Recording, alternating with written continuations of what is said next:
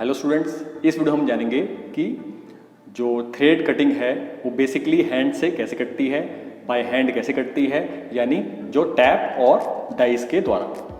तो सबसे पहले हम बात करते हैं टैप से कि नॉर्मली देखिए जब कोई इस टाइप की जॉब होती है जिसमें थ्रेड हमें इंटरनल काटनी होती है, तो ऐसे में हम इस टैप और इस हैंडल का प्रयोग करते हैं। तो नॉर्मली क्या होता है कि पहले हमें ड्रिल साइज पता होना चाहिए, या इसको ब्लैंक साइज भी कहते हैं। तो ब्लैंक साइज हम निकाल लेते हैं उसको। ये जो ब्लैंक साइज होता है एक चार्ट के थ्रू निकल सकता है या फॉर्मूले के थ्रू भी निकल जाता है।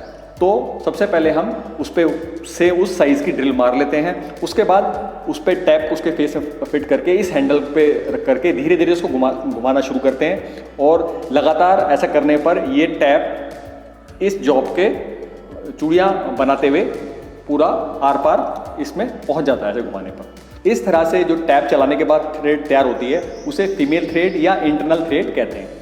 तो अगर अब मैं आपको यहाँ दिखाऊं तो इसकी शेप आपको दिख जाएगी। देखिए ये ना, ये इंटरनल थ्रेड इसमें बन चुकी है टैप के माध्यम से। अब ये जो टैप है ये कटिंग टूल है, मल्टी पॉइंट कटिंग टूल है। आप देख सकते हैं ये बहुत ज़्यादा पॉइंट से कटिंग करता है जब ये जॉब के अंदर घूमता है, तो इसीलिए इसको मल्टी पॉइंट कटिंग टूल भी कहते हैं। इसके डिटेल में फ़िलहाल मैं नहीं जा रहा हूँ, उसके लिए मैं अलग से वीडियोस की सीरीज़ लाऊंगा जिसमें आपको पूरा समझ में आएगा कि टैप एक्चुअल में क्या चीज़ है, कैसे काम करता है, ओवरऑल उसका प्रोसीजर क्या है, सब मैं आपको वीडियो सीरीज़ के माध्यम से बताऊँगा। तो फिलहाल मेरा मकसद ये था कि जो थ्रेड कटिंग के पे फोकस करते हुए जो सबसे पहला बेसिक थ्रेड कटिंग माध्यम है वो टैप और डाई होता है, यानी बाय हैंड टैपिंग और बाय हैंड डाई, इन दो प्रोसेस से थ्रेड कटती है। अब मैं बात करता हूँ कि ये तो फीमेल पे थ्रेड कैसे कटनी है या इंटरनल थ्रेड कैसे कटनी है, मैंने आपको वो बताया। अब मैं आपको बताऊँगा कि मेल पार्ट में थ्रेड हम कैसे काटते हैं डाई के माध्यम से। तो अगर कोई मेल पार्ट है, देखिए जैसे कोई मेल है, यानी एक जॉब है जिसमें एक्सटर्नल थ्रेड कटनी है, यानी आप देख सकते हैं इसमें थ्रेड है, ये एक्सटर्नल थ्रेड है या मेल पार्ट पे थ्रेड है, दोनों में से हम कुछ भी बोल लेते हैं। तो अगर ये थ्रेड कटनी है, मेल पार्ट में एक्सटर्नल थ्रेड कटनी है, तो ऐसे में ऐसी डाइज का प्रयोग किया जाता है जिसको ऐसे डाई हैंडल के साथ फिट करके, जो मेल पार्ट है इसका जो डाया होता है हमें चार्ट से या फार्मूले से क्लियर रहता है। नॉर्मली जो आउटर डाया में कोई थ्रेड कटती है या मेल पार्ट में थ्रेड कटती है, तो इसमें सिंपली होता है, अगर M12 है, M7 है, तो उसका डाया हम 7 mm मेंटेन कर लेते हैं। उसके बाद जस्ट हमें ये ध्यान देना होता है कि जो स्टार्टिंग में इसका टेपर अच्छा खासा हो, ताकि ये डाई का मुंह उसमें अच्छे से फिट हो जाए।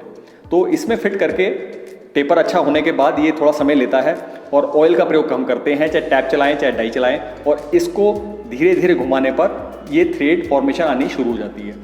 हमें ध्यान देना होता है कि एक कंप्लीट चक्कर करने पर जब ये बिल्कुल सीधा चले, ठीक है, बिल्कुल सीधा चला, स्लो चलाते हुए शुरू में बच्चों से दिक्कत होती है, लेकिन जब उनका हाथ सेट हो जाता है तो फिर वो सीधा चलना शुरू हो जाता है।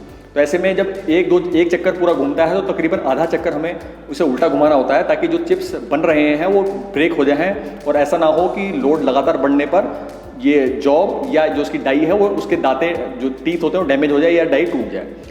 तो इसकी डिटेल में भी मैं नहीं जाऊंगा, क्योंकि इस वीडियो का मकसद यही था कि जो थ्रेड कटिंग करके जो थ्रेड बनाते हैं सबसे पहले टैप और डाई से, उससे कैसे फॉर्मेशन उसकी आती है ये मैं दिखाना चाह रहा था।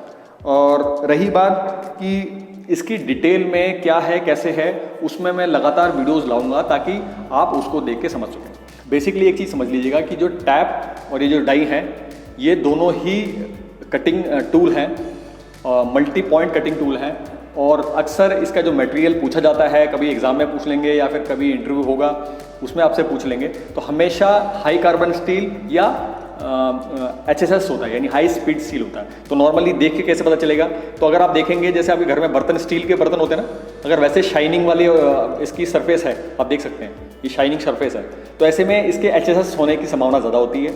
और अगर देखने में ये MS के जो होता है ना ब्लैकिश लगे, तो ऐसी कंडीशन में वो हाई कार्बन स्टील होगा। तो थ्रेड कटिंग में यही टूल सबसे ज़्यादा यूज होते हैं कि जब हमारे पास जो जॉब होती है वो 2, 4, 5, 10 की क्वांटिटी में हो।